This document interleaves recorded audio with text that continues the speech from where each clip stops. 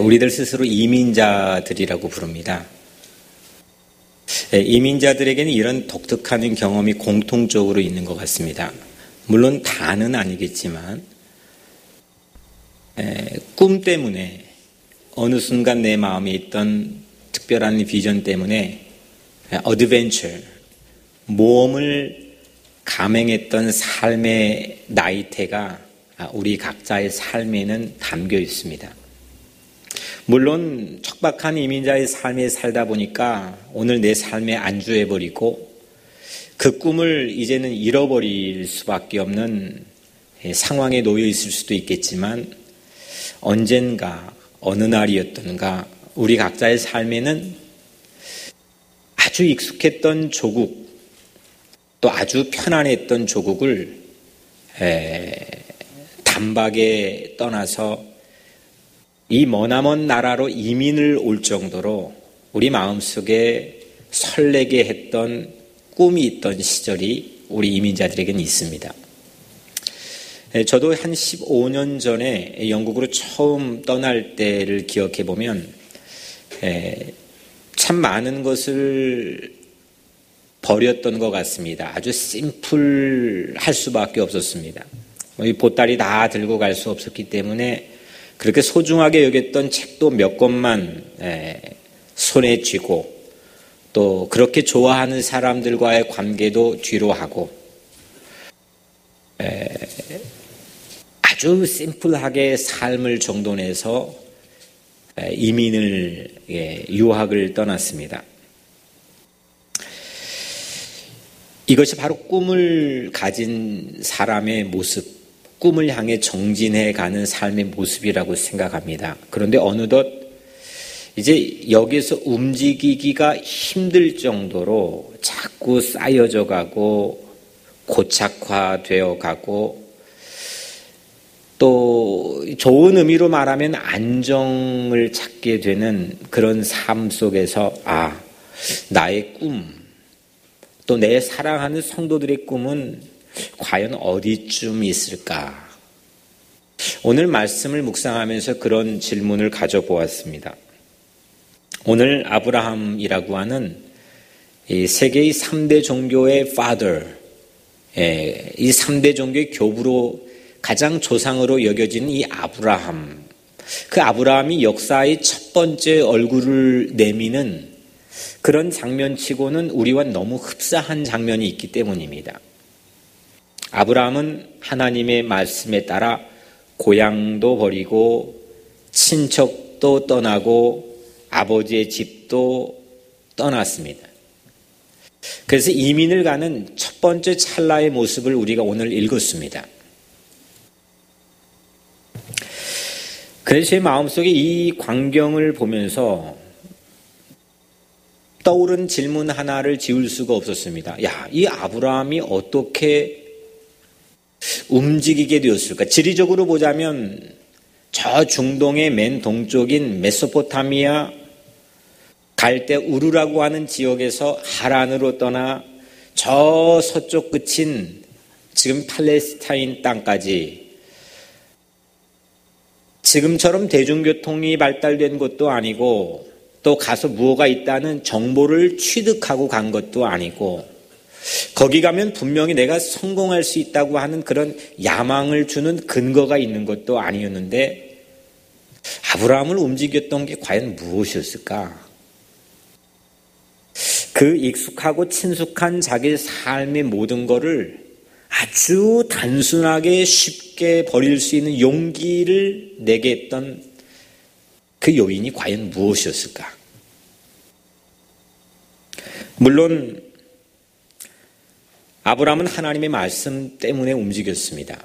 하나님이 너의 본토 친척 아버지 집을 떠나 내가 너에게 지시할 땅으로 가거라. 그 말씀이 물론 아브라함을 움직였습니다. 익숙함에서 빠져나오게 했고 그 꿈 때문에 아주 단순하게 자기 삶을 심플하게 정리할 수 있는 용기를 내는 삶을 우리에게 보여줬습니다. 하지만 이것만으로 제 마음이 양이 차지 않았습니다. 실제 하나님의 말씀은 여러분들 모두를 움직이게 하고 있습니까? 하나님의 말씀이 이 땅의 진리이고 그 말씀이 우리 삶의 모든 것을 준행하심을 우리는 믿고 있음에도 불구하고 그 잘 되지 않습니다. 정말 오늘 이 아브라함처럼 하나님 말씀하면 내 익숙한 건 모든 것 버리고 떠나고 심플하게 만들 그런 어드벤처를 할 수 있는 용기를 여러분들 낼 수 있습니까?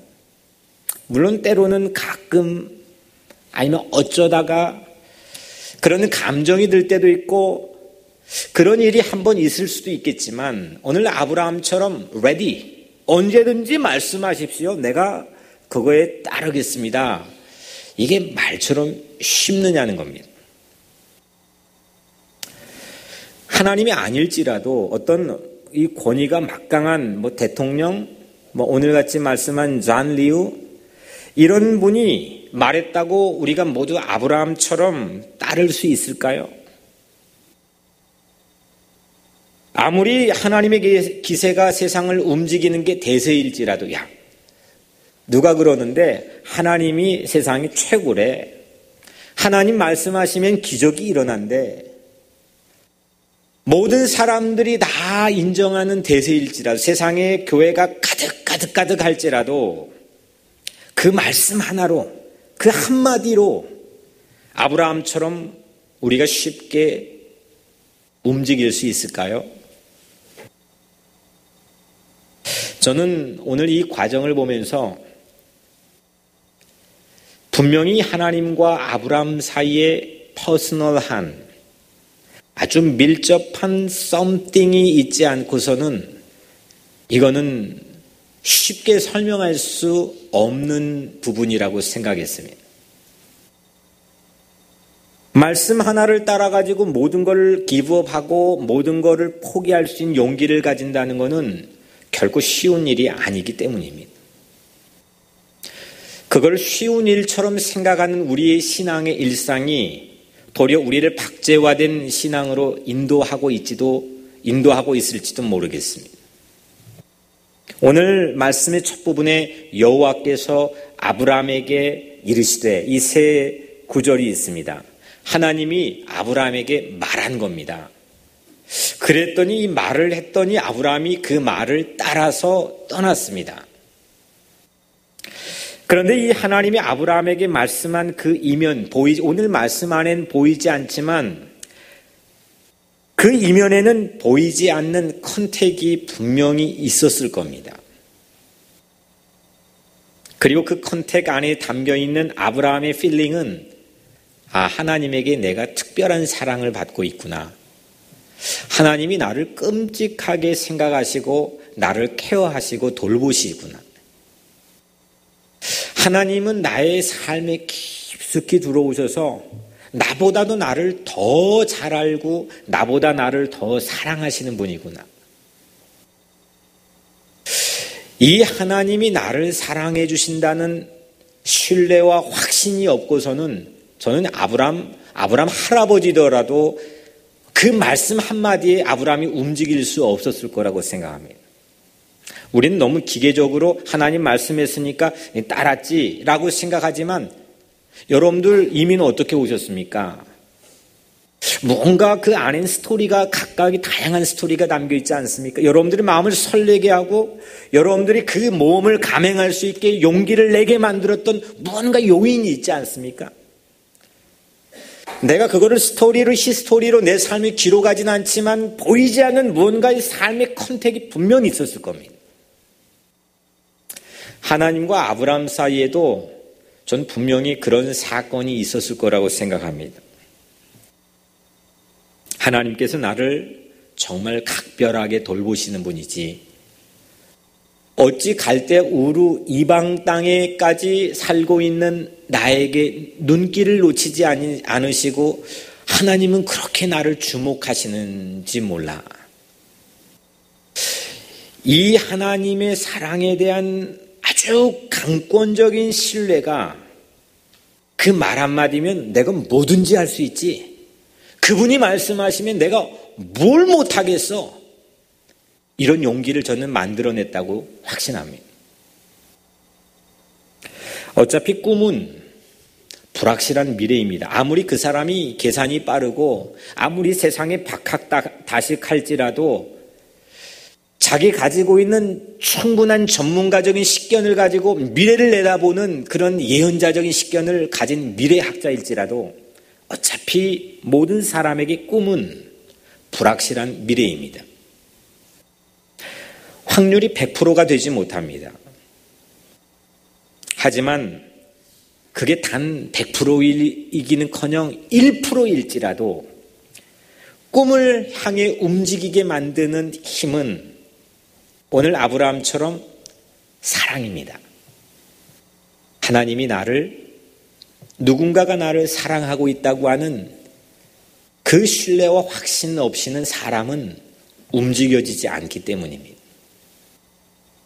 사람이 어떤 비전을 가지고 자기 삶에 엄청난 에너지를 뿜어내며 의욕적으로 살기 시작한 그 삶의 이면을 가만히 보면 어머니의 사랑이 있던지 누군가의 사랑이 있던지 각별한 돌봄이 있던지 이런 컨택이 있기 마련입니다. 오늘 아브라함에게도 저는 마찬가지라고 생각합니다.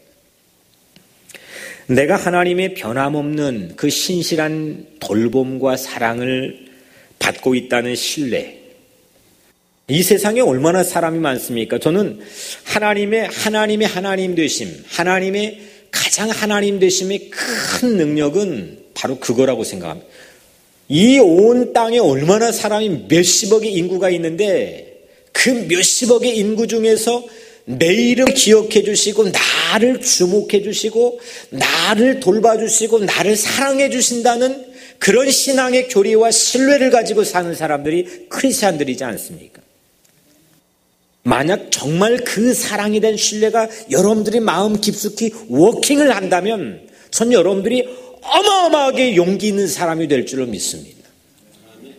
하나님이 여러분들을 사랑하십니다. 오늘 하나님이 아브라함에게 이르시되 바이오멜라고 하는 히브리어, 하나님이 아브라함에게 말을 걸었다. 근데 그 말을 심심하게 그냥 무덤하게 무심하게 걸었다면 절대 아브라함 움직여지지 않았겠죠. 근데 아브라함은 느꼈습니다. 그 말이 보통 말이 아니라는 것 알았지요. 그 말은 아주 세심하게 내 삶을 계획하는, 나를 돌보시고 사랑하시고 인도하시는 하나님이 해주시는 말씀이라는 것을 확신하고 신뢰했지요. 그러지 않고서 어떻게 움직여집니까? 결국 사랑에 대한 신뢰가, 내가 사랑받고 있다고 하는 이 믿음이, 이 확신이, 이 비전, 어떤 캐치프레이즈가 화려하게 걸려있는 비전일지라도 그 비전을 향해서 움직여지게 만드는 연료요, 동력이라고 저는 생각합니다. 제가 지난주에 시애틀 형제교회를 방문했습니다. 여기서 아주 서쪽 끝에 있으니까 먼 거리였습니다. 형제교회 목회자 컨퍼런스에 참여했는데 이 교회는 한 100여 명 모였던 교회인데 한 15년, 6년 만에 지금 3,000명이 넘는 교회로 성장했습니다. 약간은 죄송한 말씀이지만 대형교회에 알레르기가 있는 저로서는 이 3,000명 되는 교회, 미국의 한인 이민교회를 거의 대부분 방문을 해봤는데 저 마음을 확 사로잡고 매료할 만한 그런 점들을 사실 그동안은 발견하지 못했습니다. 근데 제가 이번에 이 교회를 방문하고 너무 아주 깊이 매료가 되었습니다. 이유가 하나였습니다. 수없는 다양한 프로그램들을 안내받고 또 다양한 어떤 목회 철학과 또 내용들을 함께 공유하고 나누고 디스커션을 했는데 다 제쳐놓고 이유가 하나였습니다.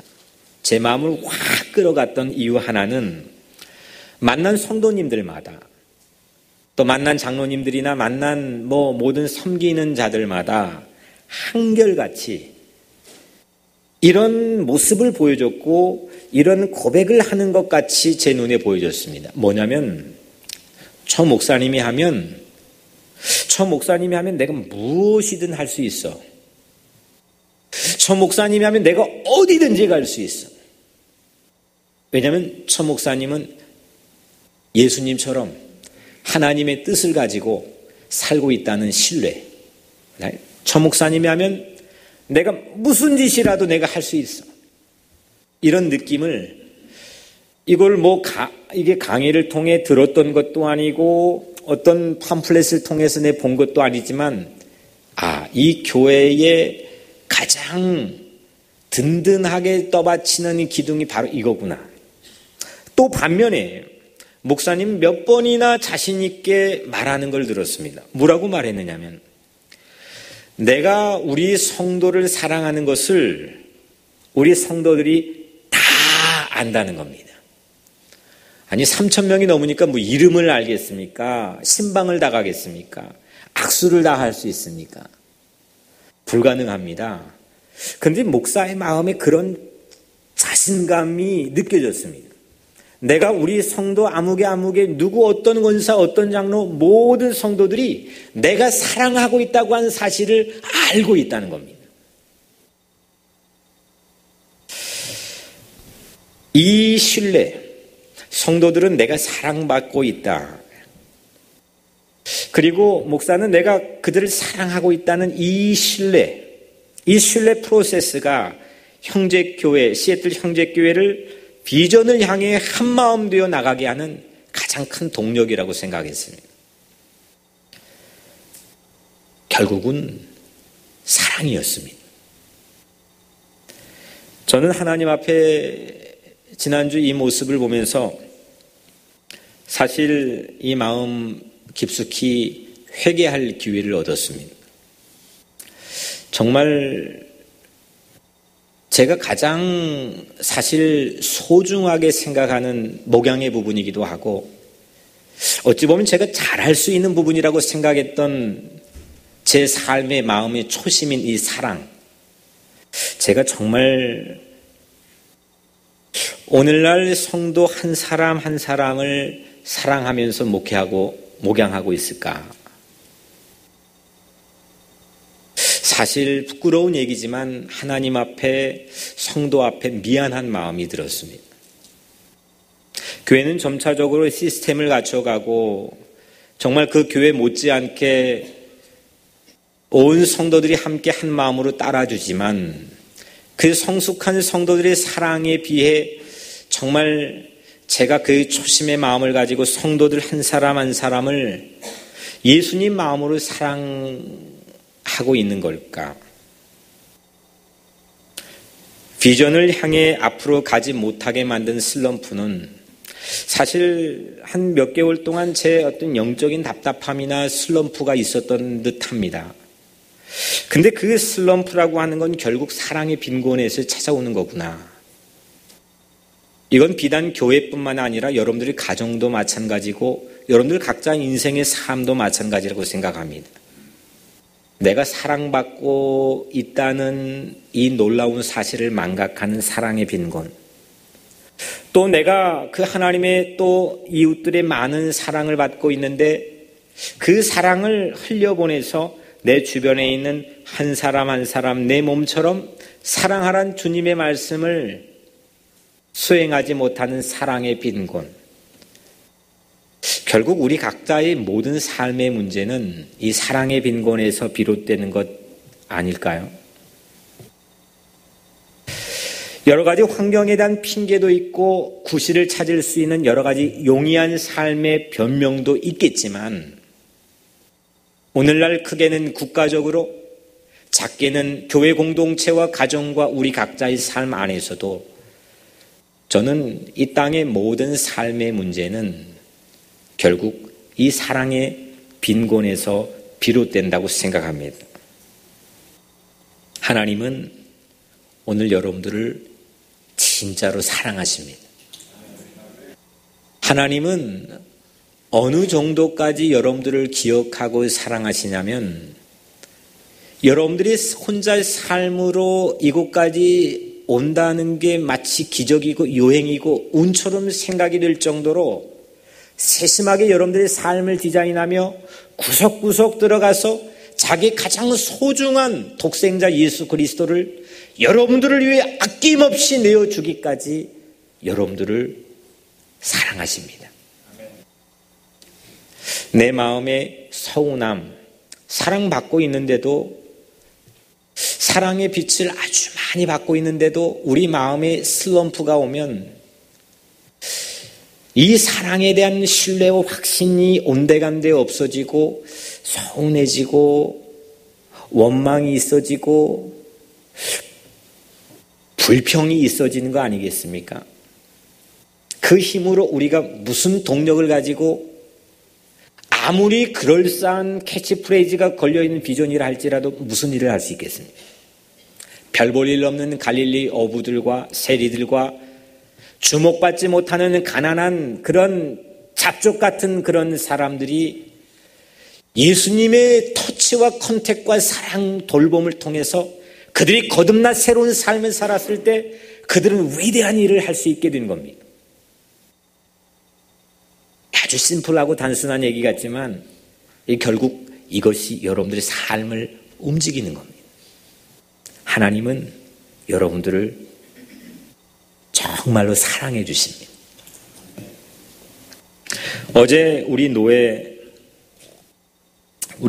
미국 노회인데 미국 노회에서 1년에 한 번 큰 행사가 있습니다. 1년에 가장 큰 행사인데 그 큰 행사의 부분에 제가 워크숍 강의를 부탁받았습니다. 여러분들 잘 짐작하는 것처럼 제가 이 영어로 또 해야 된다는 알레르기가 있잖아요. 영어로 이 강의를 해야 된다는 부담 때문에 정말 준비가 버벅거렸고 다른 일도 잘 손에 잡히지 않고 아직 강의도 시작되지 않았는데도 불구하고 막 혀가 굳어지는 것처럼 막 느껴지고. 근데 또 강의 제목이 How to Grow Our Church. 교회가 우리가 어떻게 성장했느냐. 그 케이스를 우리 교회의 상황에 맞추어서 노회원들과 또 노회에 속한 교회 성도들에게 설명해 달라는 겁니다. 제가 한 4장 정도를 준비했습니다. 4장에서 첫 장의 반절 정도를 그냥 준비한 원고를 팔로우하면서 강의를 진행했습니다.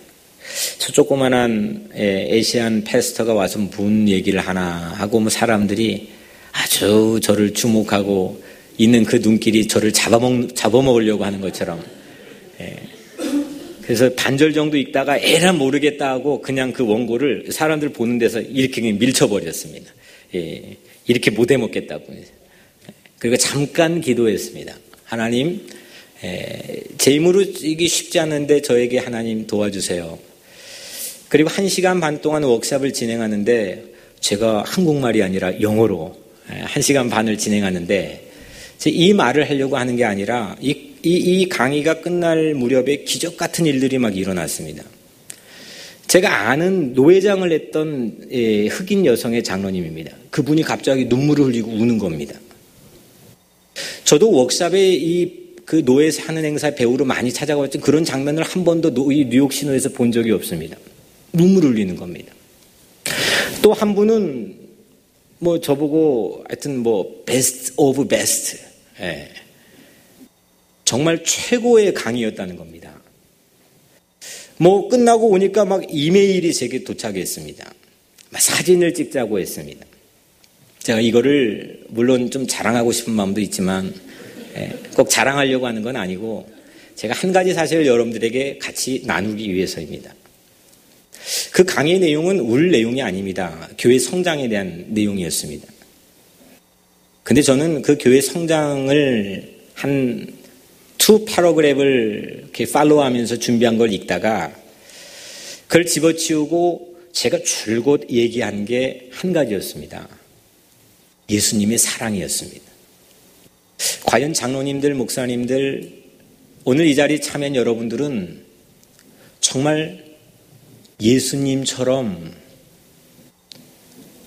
내가 한 일에 대해 고마운 거를 알아주지 않았을지라도 그들을 정말 미워하지 않고 예수님처럼 사랑하고 계십니까?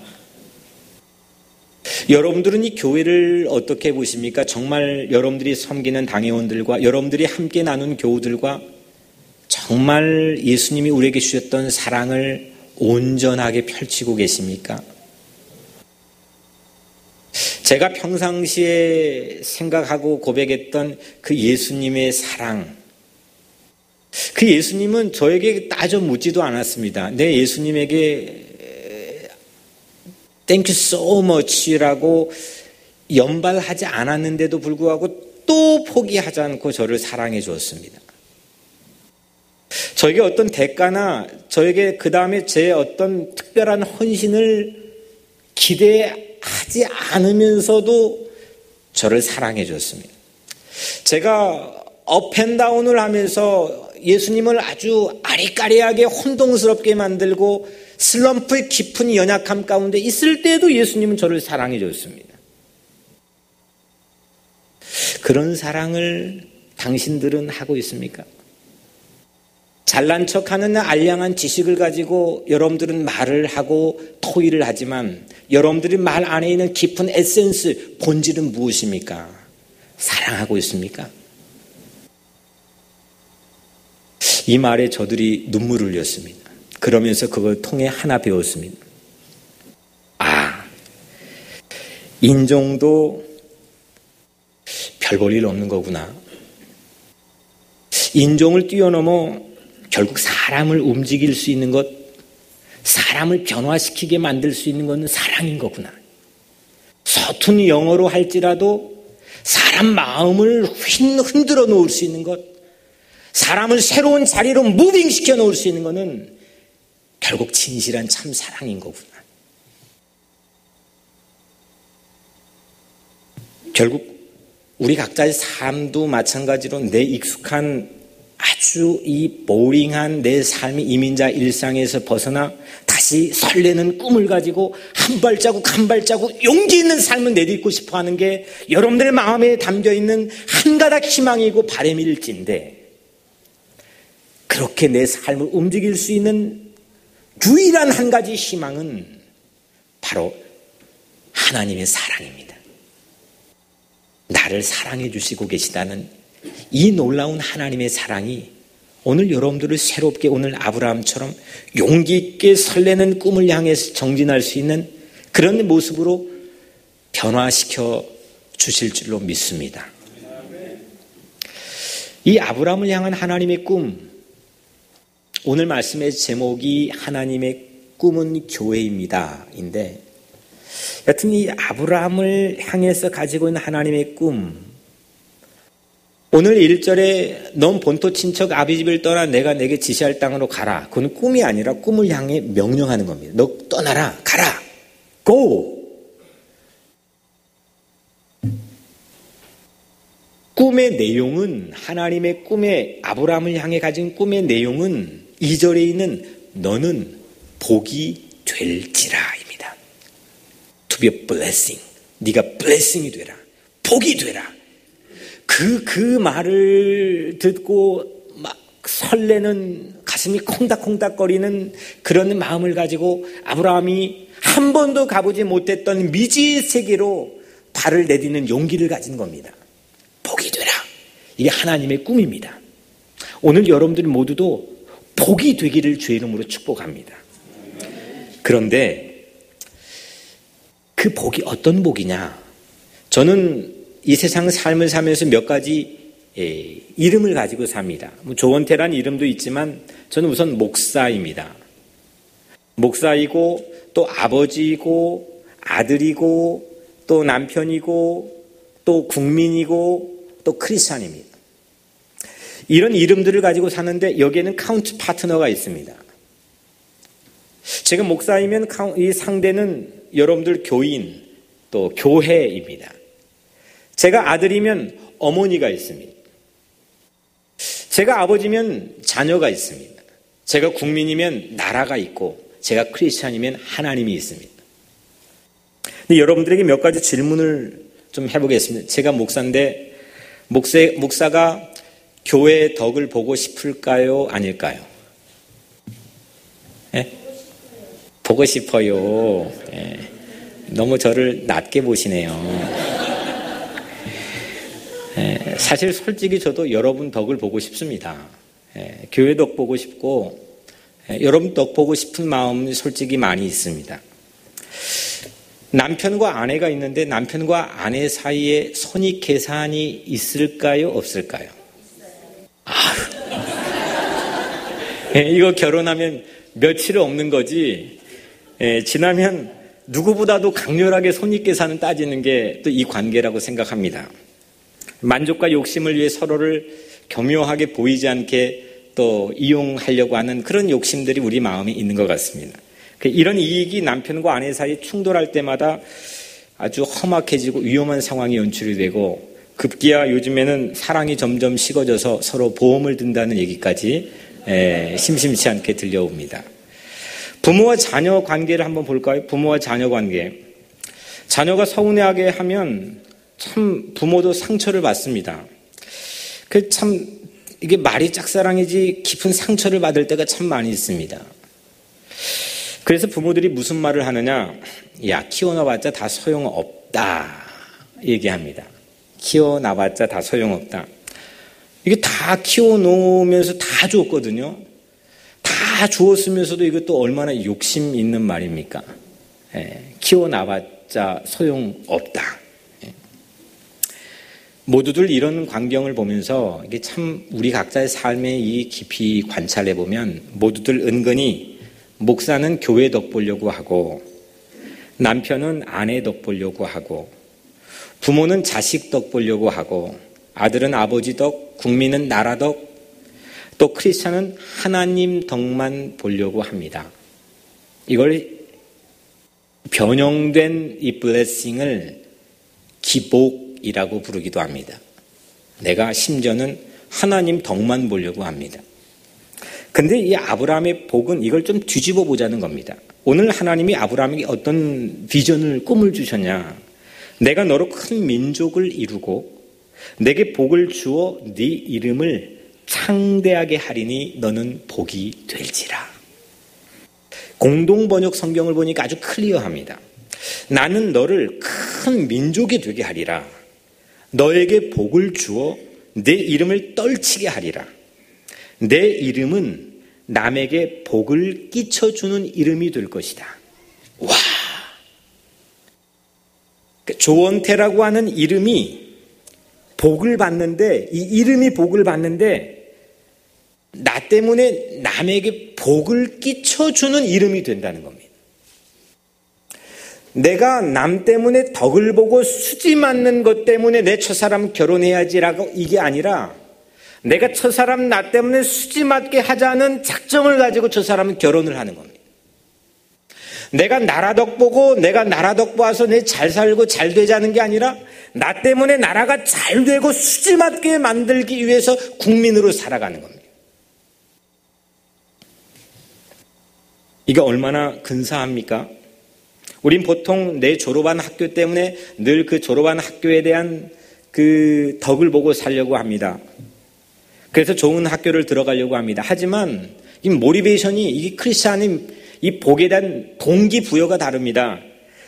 졸업한 학교 때문에 내가 덕 보는 게 아니라 나 때문에 그 학교가 유명해지는 겁니다. 어떤 게 스케일이 더 큽니까? 어떤 게 더 근사합니까?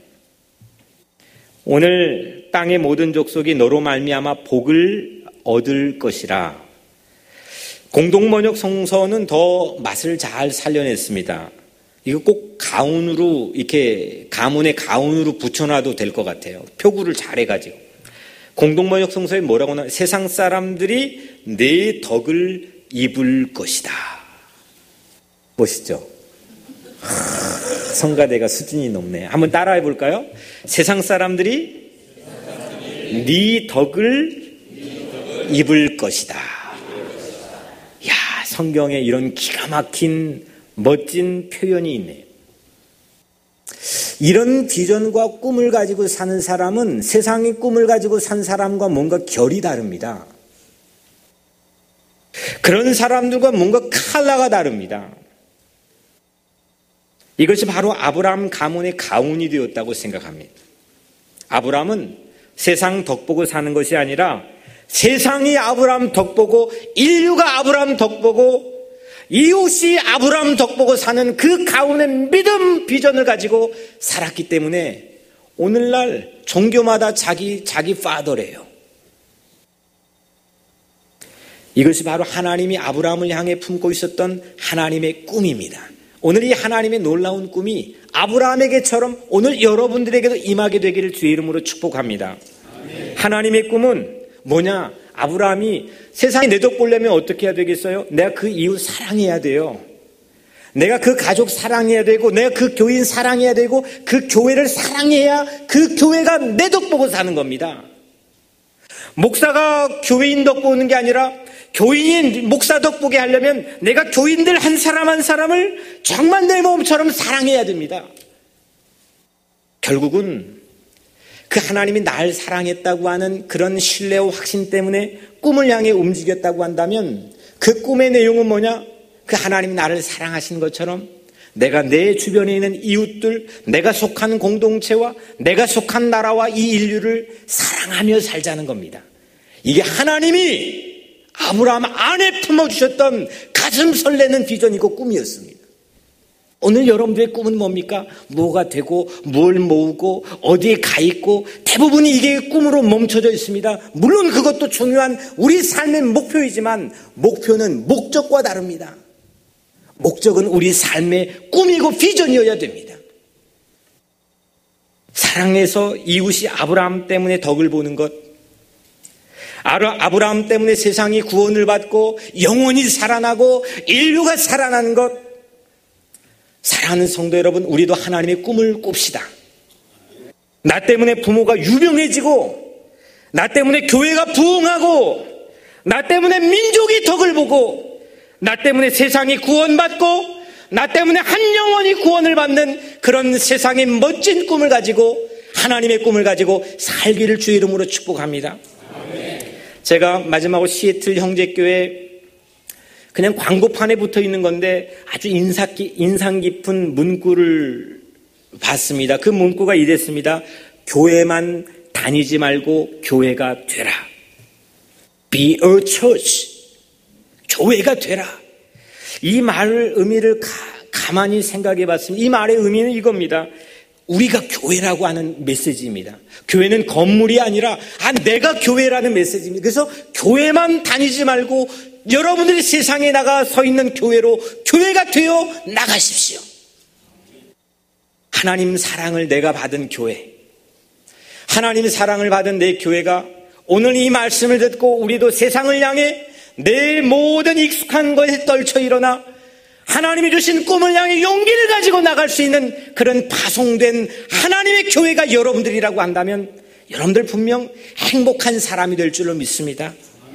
나 때문에 세상이 하나님 알고 나 때문에 세상이 구원을 받는 것이 하나님의 꿈이라면 하나님의 꿈은 바로 교회입니다. 잃어버린 이웃을 향해 사랑하는 마음을 가지고 그 메마른 퍽퍽한 서운하고 억울하고 원망 있고 불평 있는 그런 알량한 마음이 내 마음에 알게 모르게 그냥 닥쳐온 이 메마른 심령 위에 하나님이 나를 사랑해 주셨다는 이 놀라운 은혜 때문에 한 사람 한 사람을 사랑하는 이 놀라운 새로운 하나님의 꿈, 이 꿈을 가진 교회가 바로 여러분들 자신들입니다. 교회 바깥에 잃어버린 한 영혼을 살리는 하나님의 꿈을 꿉시다. 이것이 이 땅에 뉴욕 우리 교회를 세워주신 하나님의 이유입니다. 사랑하는 성도 여러분, 하나님은 한번 가슴에 손을 얹고 따라해 볼까? 하나님은 나를 정말로 사랑하십니다. 그 하나님을 이제 거기까지만요.